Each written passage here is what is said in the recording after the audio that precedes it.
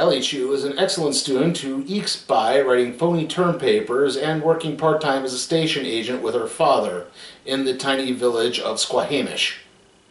All of that changes when Ellie is approached by a lovable doof named Paul Minuski about writing a love letter to a woman he's infatuated with named Esther Flores.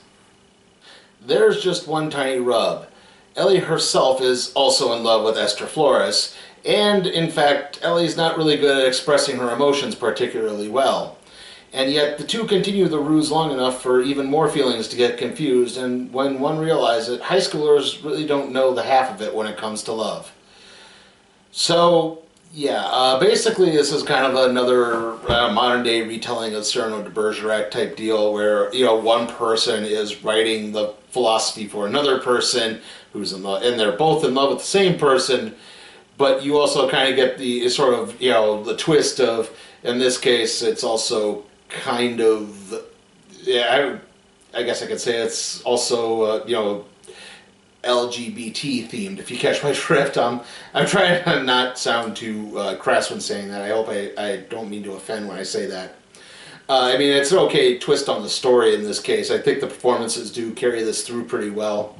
Like I said, Paul is just kind of this lovable goof who is part of a family who runs a sausage factory. And he's actually trying to develop his own Mexican sausage. I guess he's never heard of a chorizo. And he's also a football player, but he's not a very good football player. But he actually winds up becoming a decent football player because he's constantly chasing down Ellie on her bicycle. And, the idea is, Ellie is this well-read philosopher and, kind of wannabe writer. In fact, her teachers know that she's actually writing all these term papers, but they would rather read her term papers than all the horrible ones that students usually turn in. So they're kind of okay with that. And one of them is actually actively encouraging Ellie to go to college, but she doesn't want to leave her father. And basically the backstory with her father is her mother died, and he took it really hard. And on top of that, he's run into a language barrier because he's actually a train engineer by trade, but he can only take this job as a station agent, and then he kind of just froze his life when his wife passed. So, and it seems like, Ellie has had to grow up a lot sooner than normal, and it's affected her emotionally, so she can't express herself, but the two wind up watching a lot of old movies, and again, she reads a lot of philosophy, and she's into art, and it turns out Esther is also into art. She's this art student who's in this. There's also kind of a motif of Catholicism in this town. Like, if you haven't figured out from the town of Squahamish, this is obviously like in New England. I think I know there's a lot of those towns that have names like that up there. So I don't know if it's in Rhode Island or Massachusetts or New Hampshire, but yeah, you see those types of places. And it's obviously kind of a dying town where it was once an industry town, and now it's just not. And you kind of get that. You want to try to escape it, but Ellie actually just doesn't, because even she says everyone who tries to leave this town eventually winds up coming back. And even her teacher is someone who did that, and it's like, yeah, yeah, I see what happens. I'm coming back and I'm teaching high school in this, kind of dead-end town where the economy's not great, and so, I make even less money than a teacher in an inner-city middle school would.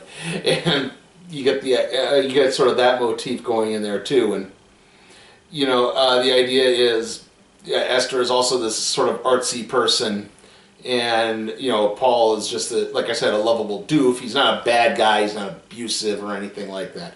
Far from it. In fact, Esther is actually involved with another guy named Trig, who actually is like this very douchey guy. And Ellie has actually written a lot of his papers too. And like I said, over time though, everything kind of starts to get crossed up. Like Paul actually winds up bonding with Ellie's father, and he sees a lot more to Ellie than even she sees in herself. And he starts to take that as, oh, maybe she's actually more into me than and then, again, Esther also starts to see more in Ellie, but yeah, again, like, that's kind of the motif of this, and I'm saying motif a lot, I know. I'll try not to spoil too much, but it does kind of hit all the notes of your typical romantic comedy in this fair. Yeah, there's another third act breakup, and again, people realize that certain things don't have to be certain ways and that they can be more than that. I don't know if there are no Manic Pixie Dream Girls in this movie, thankfully. In fact, I think the Manic Pixie Dream Girl is Paul, and it's just that he wants to make sausage.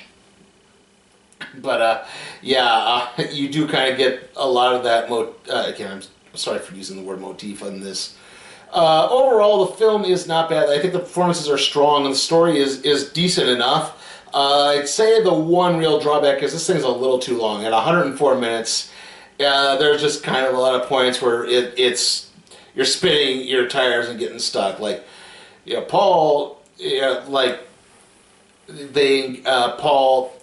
Paul/Ellie and Esther all communicate with each other on this instant messaging program, and they're all, like I said, they're all sort of filling each other's blanks. But it's like Paul can express him. They take the angle of Paul can express himself when he writes, but he can't express himself when he talks, and he's just kind of this, like I said, bumbling oaf. And so that's the angle they try to work with. And so anyway, and okay, I forget where I'm really going on that. So like that works, but it starts to get really repetitive after a bit, is what I'm trying to say.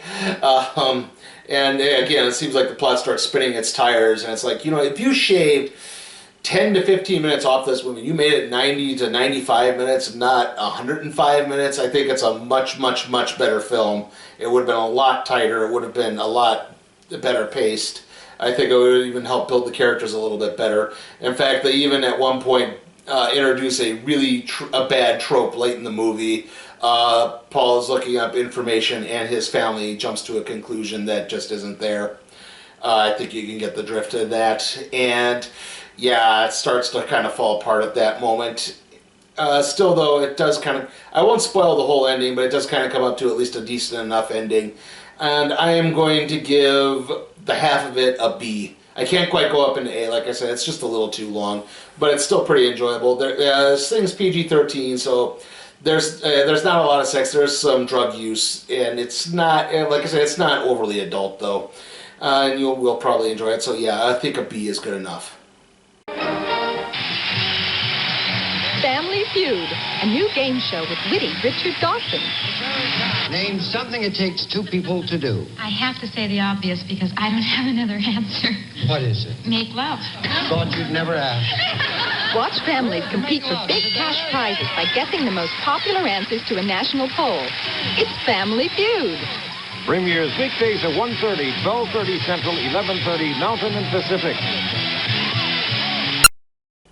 Okay, again, no trailers because we're still all stuck at home, but anyway, the next video is obviously going to be the random trade review on The Rocketeer. There will not be a movie review next week because there's just nothing coming out next week, unfortunately, but the week after that there will be 2 movie reviews. We will be doing Scoob and The Wrong Missy, another Netflix movie starring David Spade. The Wrong Missy will actually be out ahead of Scoob. Scoob comes out on the 15th, and The Wrong Missy comes out on the 13th. So it'll probably be kind of in between that. Also, we're going to have the recap and review for Money in the Bank. Don't know how exactly that's going to go down. I don't know what's going to be up after that, but again, hopefully everything will come through clean. See you all next time.